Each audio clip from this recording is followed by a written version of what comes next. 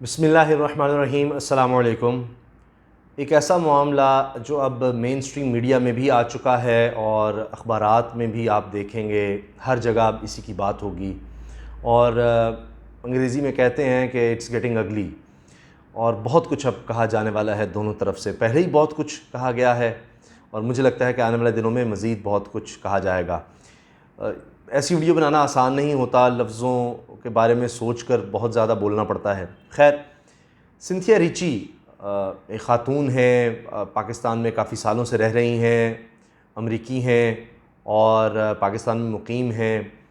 और social media पर भी एक्टिव हैं, ब्लॉगर हैं, लिखती भी हैं। अब उन्होंने एक वीडियो पोस्ट की जिसके बारे में उन्होंने पहले भी बताया था कि मैं शाम को वीडियो पोस्ट करने वाली हूँ अपने फ़ेसबुक अकाउंट पर। और अगर उनका फ़ेसबुक अकाउंट देखें तो अब तो वो भरा पड़ा है पीपल्स पार्टी के ख़िलाफ़, उनकी अहम शख्सियात के ख़िलाफ़ इल्ज़ामात के हवाले से, तस्वीरों के बारे में। इस वक्त सबसे बड़ा मौजू पाकिस्तान में सियासत में भी ये बन चुका है कि उन्होंने जो इल्ज़ामात लगाए हैं वो इतने संगीन हैं कि शायद पाकिस्तान की तारीख़ में इस तरह के इल्ज़ामात पहले कभी भी किसी भी सियासतदानों में या सियासी पार्टी की आला तरीन शख्सियात पर इस तरह के इल्ज़ामात नहीं लगे हुए हैं। अखलाक से गिरी हुई हरकतों के, बहुत सी और चीज़ें, तस्वीर, कोई पार्टियाँ इस तरह की, लेकिन रेप का इल्ज़ाम इस तरह से पहले शायद कभी नहीं पाकिस्तान की तारीख़ में किसी ने लगाया। अब सिंथिया रिची ये कहती हैं कि 2011 में रहमान मलिक, जो उस वक्त वज़ीर दाखिला थे, पाकिस्तान पीपल्स पार्टी की हुकूमत थी, उन्होंने सिंथिया रिची का रेप किया। ये बहुत बड़ा और संगीन इल्ज़ाम है।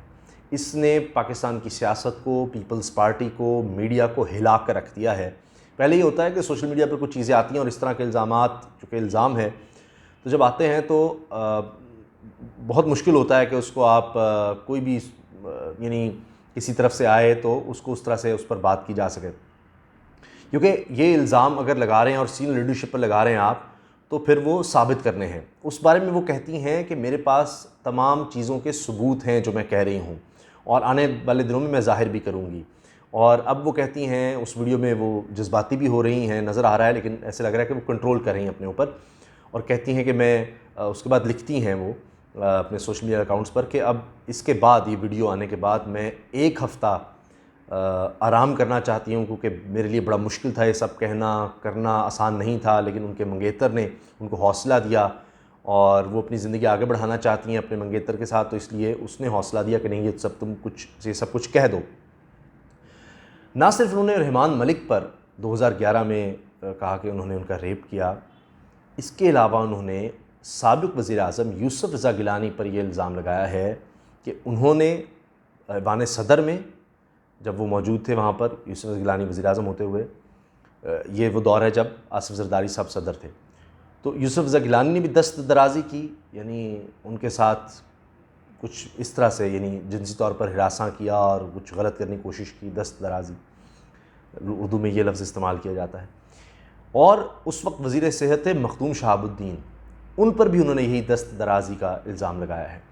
यूसुफ़ रज़ा गिलानी साहब अब ये कह रहे हैं कि जी मैं ऐसा कैसे कर सकता हूँ, मैं सोच नहीं सकता और ये झूठा इल्ज़ाम है, मुझे अपने ऊपर लगाए इल्ज़ाम की इतनी नहीं है फ़िक्र या दुख जितना बीबी शहीद पर जो इल्ज़ाम लगाया, नहीं मोहतरमा बेनज़ीर भुट्टो पर जो इल्ज़ाम लगाए गए हैं या इन्होंने लगाया है, उस पर हमें बहुत दुख है और गुस्सा है। अब ये इल्ज़ामात वो दोहराती हैं बाकायदा। जब रहमान मलिक के बारे में उन्होंने कहा तो उन्होंने कहा कि जी हाँ, मैं बता रही हूँ, दोबारा बता रही हूँ कि 2011 में ये हुआ। अब ये तकरीबन 11 मिनट की ये वीडियो है और हिला देने वाली है। इसमें वो शुरू में बताती हैं कि आज मैं ये वीडियो बना रही हूँ और पहले मैं कहना चाहती हूँ कि मैं हर एक का एहतराम और इज़्ज़त, और किसी की इज़्ज़त उछालना या किसी पर इल्ज़ाम लगाना, ख़ास तौर पे ख़ातून हो जो दुनिया से चली गई है, मोहतरमा बेनज़ीर भुट्टो के हवाले से बात कर रही हैं, मेरा ये मकसद नहीं था और मैं कभी भी इस तरह नहीं करती, लेकिन जो कुछ मेरे ख़िलाफ़ किया गया, कहा गया, मेरे ख़ानदान को, मेरी बहनों तक गए, उनसे मेरी इन्फॉर्मेशन लेने की कोशिश की, मुझे थ्रेट्स किए गए हैं जान के हवाले से, मेरी इज़्ज़त के बारे में। मेरे पास वीडियो रिकॉर्डिंग्स मौजूद हैं। यूएई से, सऊदी अरब से इस तरह की मुझे कॉल्स आएँ, थ्रेट्स आएँ, और उन्होंने शुक्रिया भी अदा किया है सऊदी अरब की हुकूमत का, यूएई की हुकूमत का, कि उन्होंने उन लोगों को ट्रेस करके उन तक पहुँचे हैं। इसी तरह से वो ज़िक्र करती हैं एफ़आईए में दरख्वास्त का भी। और ये सारा किस्सा भी कुछ हद तक वो सुनाते हैं कहाँ से शुरू हुआ, उस बारे में मैं भी अर्ज़ कर देता हूँ, क्योंकि ये आने वाले दिनों में अब ख़ास तौर पर पाकिस्तान पीपल्स पार्टी की सियासत इसी के इर्द गिर्द घूमेगी, क्योंकि उन्होंने ये तो बरह रास्त इल्ज़ाम लगाया है बिल्कुल वाज़े दो टोक अल्फाज में वीडियो बनाकर रहमान मलिक पर, मखदूम शहाबुद्दीन साबिक़ वज़ीर सेहत पर और साबिक़ वज़ीर आज़म यूसुफ ज़गिलानी पर। अब वो ये कह रही हैं कि एक हफ़्ते बाद वो तमाम इन्वेस्टिगेटर्स के जवाब भी देंगी, जो उनसे तफ्तीश होगी उसके लिए वो तैयार हैं और वो सब कुछ बताएंगी। और पहले भी उन्होंने चंद लोगों को एतमाद में लिया था और बहरहाल उस वक्त वो कोई वजूहात बताती हैं कि जी हालात ऐसे थे कि मैं नहीं बात कर सकी, मैंने उस वक्त अमेरिकन एम्बेसी में भी ये बात की थी, लेकिन अब मेरे अंदर हौसला है और मैं ये बात करना चाह रही हूँ। अब इसमें एक बहुत से लोग ये बात कहते हैं कि जी इतने अरसे बाद क्यों, और 2011 का वाक़या तो अब क्यों, तो पीछे कोई लोग हैं जो बदनाम करना चाहते हैं पाकिस्तान पीपल्स पार्टी को। तो इसमें कानूनी पहलू ये है कि जो जुर्म है वो जुर्म ही रहता है, जितना मर्ज़ी वक्त गुजर जाए, और उसके हवाले से जो भी FIR कह लें या कंप्लेंट कह लें वो कभी भी की जा सकती है। और ये बात जो ये मी टू कैंपेन चली वेस्ट में, उसमें भी ये चीज़ सामने आई कि एक के बाद एक औरत, वेनस्टाइन के ख़िलाफ़ जो फिल्म प्रोड्यूसर था, वो पुराने केसेस आते रहे और फिर मुख्तलिफ़ औरतें सामने आई, उन्होंने फिर इल्ज़ामात लगाती रहीं और फिर उसको सज़ा भी हुई। इसी तरह से बहुत से ऐसे केसेस हैं जो कई साल पुराने होते हैं, तो ये कोई ग्राउंड नहीं होगी। हाँ, ये ज़रूर है कि सिंथिया जिस तरह कह रही हैं कि उनके पास सबूत हैं, वो सबूत लाने होंगे उनको। और अब बज़ाहिर ये लग रहा है कि ये मामला उस तरह का नहीं है कि हम देखते हैं जी ऐसे मामलात में कुछ सुलह हो जाती है, कोई कंप्रोमाइज़ हो जाता है, क्योंकि ये इतने संगीन इल्ज़ामात हैं कि अगर इस पर कोई कंप्रोमाइज़ की बात आई तो फिर ये होगा कि पीपल्स पार्टी की क़यादत पर इस तरह के इल्ज़ामात माजी में लगते रहे, लेकिन ऐसे संगीन नहीं इस तरह के कह सकें। अब बहरहाल देखते हैं कि आने वाले दिनों में क्या होता है कि अब उनको ये चीज़ साबित करनी पड़ेगी। इतने उन्होंने अहम इल्ज़ामात, इतने ख़तरनाक इल्ज़ामात लगाए हैं, तो एक हफ़्ते बाद वो कह रही हैं मैं तैयार हूँ हर तरह के जवाब देने के लिए। तो अब शायद वो सोशल मीडिया पर उसके बाद उतनी एक्टिव या इस तरह की वीडियो शायद ना बनाएं, और उसके बाद देखिए फिर केस आगे बढ़ता है। अब वो इन्वेस्टिगेशन के अगर जवाब देंगी तो पहले तो उनको कंप्लेंट खुद ले जानी पड़ेगी, और लग रहा है कि वो अब ये बाकायदा इसको FIR की शक्ल में लेकर आएंगी, और ये चीज़ चल रही है। वो पहली FIA में ख़ुद भी गई हुई हैं, पहले गई पीपल्स पार्टी। अब उसमें थोड़ा सा मैं अर्ज़ कर दूँ कि हुआ ये कि इन्होंने एक वाक़या हुआ, उसको मलिक रियाज साहब के हवाले से, उनकी फ़ैमिली के हवाले से जोड़ा गया कि जब वो वीडियो सामने आई कि वो एक एक्ट्रेस हैं और उनके घर में जाकर उनकी कुछ ख़वातीन, उनकी बेटियों ने, मलिक रियाज साहब की बेटियों ने उनको हिरासा किया। तो ये सब जब आई तो उन्होंने फिर कहा कि जी मर्द को इस तरह क्यों नहीं, ये सिंथिया रिची ने फिर ट्वीट किया कि मर्द को कभी मुर्द इल्ज़ाम नहीं ठहराया जाता इस तरह के मामलात में। अब वो मामला तो खैर वो ख़त्म हो गया, लेकिन वो जो इन्होंने ट्वीट उस मामले पर की और उसमें बेनज़ीर भुट्टो के हवाले से बात कर दी कि जब आसिफ ज़रदारी किसी औरत के साथ या औरतों के साथ कोई इस तरह के ताल्लुकात रखते थे, तो जो बेनज़ीर हैं वो उन औरतों का रेप करने का कहती थी अपने गार्ड्स को। ये उन्होंने बात उसमें कर दी। तो उन्होंने फिर ये भी कहा कि जी मर्द को क्यों नहीं कुछ कहा गया इस तरह से। उसके बाद पाकिस्तान पीपल्स पार्टी, एक ज़ाहिर सी बात है कि उनकी लीडर थी, उन्होंने बहुत ज़्यादा इस पर सीरियस लिया इसको, और सोशल मीडिया पे भी रिएक्शन दिखाया और फिर FIA में भी दरख्वास्त दे दी। सिंधिया भी पहुंच गई, उन्होंने भी FIA में उल्टी दरख्वास्त दे दी कि उनको इस तरह से हरास किया जा रहा है, सब किया जा रहा है। वो ये भी अपनी वीडियो में कहती हैं कि उन्होंने ये भी कहा है कि जो इन्वेस्टिगेटर है उसको चेंज करने का कहा, कि जब मैं गई तो वो सही तरह से नहीं इन्वेस्टिगेट कर रहे थे, या ऐसे लग रहा था कि वो मेरे ऊपर ही इल्ज़ामात लगा रहे हैं। तो वो कह रही हैं कि मुझे ट्रस्ट है और मैं जितने भी लोगों के साथ कोई जुल्म और ज़्यादती हुई है, मैं उनके लिए ये मुकदमा लड़ रही हूँ और उनके लिए अब सामने आई हूँ, उनको हौसला देने के लिए, और मैं किसी के साथ अब इस तरह ज़्यादती नहीं होने दूँगी। वो ये कहती हैं कि पाकिस्तान पीपल्स पार्टी ने उनको पाकिस्तान बुलाया, ये बड़ी अहम बात है। 2009 में वो पाकिस्तान आई, 2010 से वो पाकिस्तान में रह रही हैं। कहती हैं कि पीपल्स पार्टी ने उनको यहाँ बुलाया और बड़े अच्छे ताल्लुकात उनके चल रहे थे, हर चीज़ अच्छी चल रही थी, लेकिन फिर उनको लगा कि वो PTI से उनको दूर रखना चाहती पीपल्स पार्टी, और फिर करते करते मामलात आगे चलते रहे और बिगड़ते रहे। और बहरहाल ये हाल ही में ये सारी ट्वीट वाला मामला हुआ, और उसके बाद अब उन्होंने कभी किसी वज़ीर का, सूबाई वज़ीर सिंध का कोई मामला ले आती हैं, कोई तस्वीर ऐसी सामने ले आती हैं जो गैर अखलाक़ी है,